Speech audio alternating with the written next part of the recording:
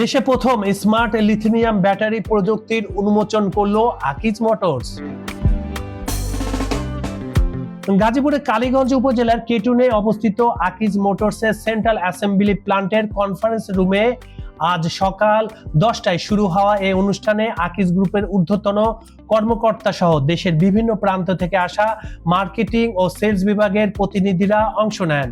অনুষ্ঠানটির নাম ছিল Akij battery business development conference 2026।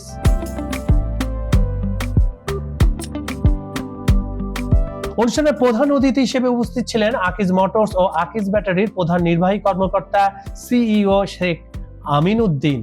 বিশেষ অতিথি ছিলেন ব্লুমগের managing director mister Andrew Smith. এছাড়া উপস্থিত ছিলেন আকিজ গ্রুপের জিএম অপারেশন গাজী মনোয়ারুল ইসলাম সহ বিভিন্ন অঞ্চলের এরিয়া ম্যানেজার ও ঊর্ধ্বতন কর্মকর্তারা।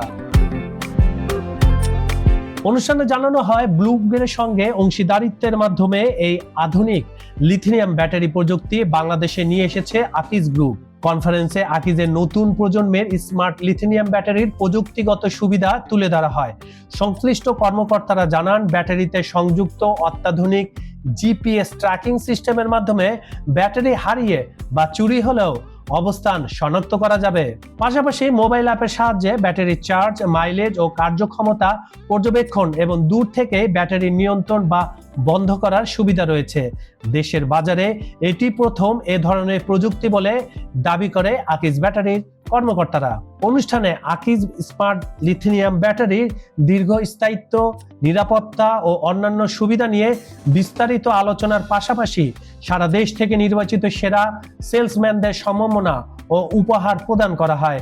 এছাড়া শক্তি ফাউন্ডেশনের সঙ্গে অংশীদারিত্বের মাধ্যমে সহজ ঋণ সুবিধায় গ্রাহকদের কাছে এ ব্যাটারি পৌঁছে দেওয়ার পরিকল্পনার কথাও জানানো হয়।